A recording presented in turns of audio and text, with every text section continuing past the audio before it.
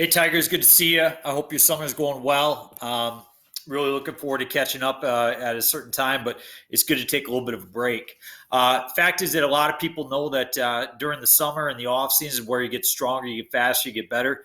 And this video is to encourage you guys to get involved. Get involved in your church, your community, your schools, your other activities. And we want to just try to incentivize that to some way. So if you were to go to the Google Classroom, you would see this Tiger Off-Season Point Club. As you click on that, there's a PDF, which is just a document. And it's got some important pieces there, and I'll show you what it is. Purpose of this club is to promote athletes investing in strength, conditioning, athletics, academics, arts, and service. Now, I want to emphasize that for a lot of people, we've talked about the weight room and how important that is. So these points don't necessarily emulate what's most important in life. For example, as you can see, grades, you might not get as much money or points for getting good grades as you do for maybe some of your workouts. But we do want to incentivize everything and give a little carrot towards being involved. But we do want to highlight strength and conditioning. So athletes can earn 5 points for completing a weightlifting chart that's listed below. We'll go through that in a second. Or 5 points for completing a strength and conditioning day sponsored by Albert Lee Tigers Summer Strength and Conditioning Program. So if you're part of that strength and conditioning program, each day you get 5 points. Otherwise, complete one of these. You can see the weightlifting workout that's listed right here. You got squats, bench press, bicep curls, lunges, and crunches. That's the minimum. Then you go on to do one of these or these ones if you want as well. Now, what are these charts? These were some of my favorite charts that I used for squat and for bench growing up. The 6-5-4-3-2-1 chart says that you do 6 reps at 70% of your max. So as I kind of zoom in here so you can see a little bit better, I'm going to choose the 150 chart. So I look over here at 150 and it says 6 times I do 105 pounds. And then 5 times I do round nearest 5, so we'll go 115. We'll do 5 reps at 115 pounds. Then 4 reps at 80% of your max, which would be 120, and then 85% at 130. And then you got 2 times at 135, and then 1 time at 145. And once you complete a chart, let's say you do a chart, you get it complete 2 times in a row, then go ahead and move on to the next chart up. That tells you that you're getting stronger when you move up to a bigger chart.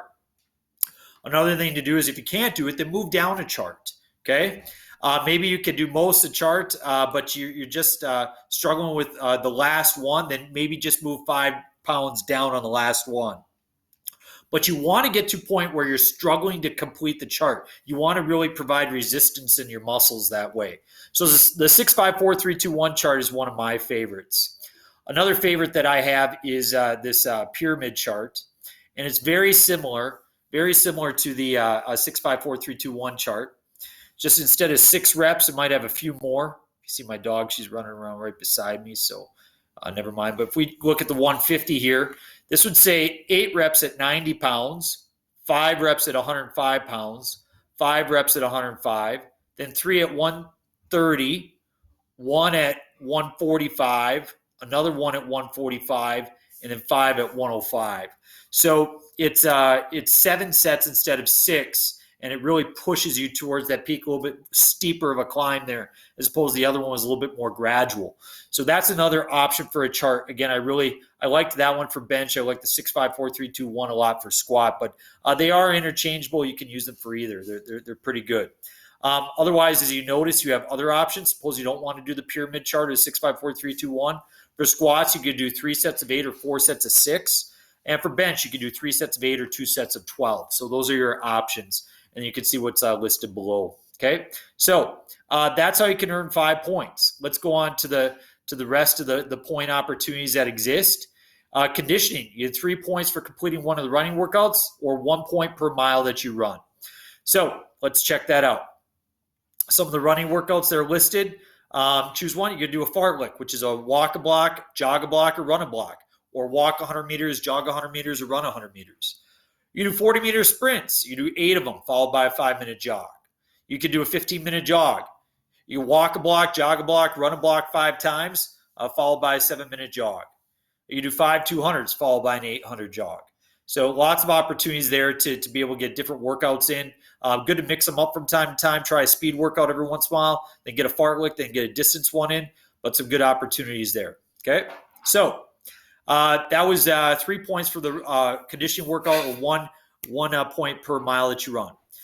Suppose you're involved in a fall sport. Good. We want to promote. I want to be clear. We want to promote. I want everybody to get involved in fall sports and winter sports. For each athletic fall sport practice or contest that you attend, you get 3 points, okay? Because you're getting in good work and you're getting faster, you're getting stronger by doing those. You're learning, you're helping your community. So good. 3 points for each one of those, practice and or contest. Academics, we want you to do good in the classroom. So your quarter one report card, 5 points for each A, 3 points for each B, 1 point for each C. Suppose that you're involved in some art stuff. You got a musical concert. 5 points for each concert that you're part of. Let's say you're involved in a musical where you've got an acting part or a singing part. You need to show up a lot, okay? 3 points for each practice that you have to attend. Okay, 3 points for each practice that you have to attend. That way people have more major roles. They get more points there as a little bit more required of them. And then service. Suppose you do some community service hours. You're going on a mission trip. You're helping out with the local YMCA program or whatever it might be. Go ahead, 3 points for each hour of service.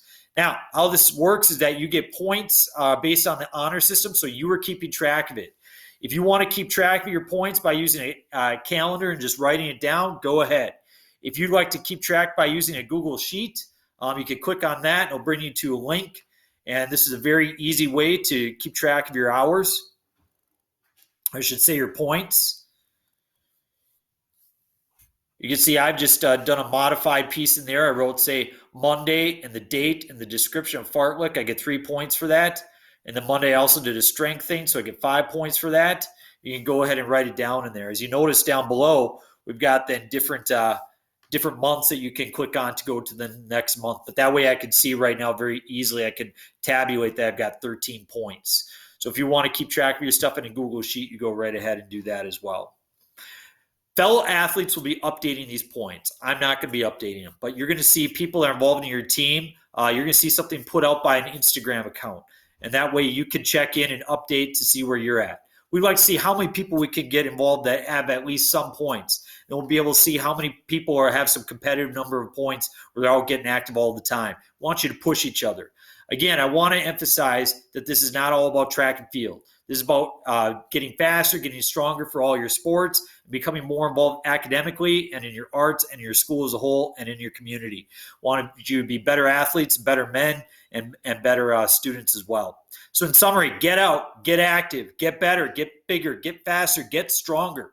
Help your community, be involved in your school. We will not see significant gains unless we see significant investments. The more you put in, the more you get out. So rely on that. Good to see you guys. I hope you get involved and have a great summer.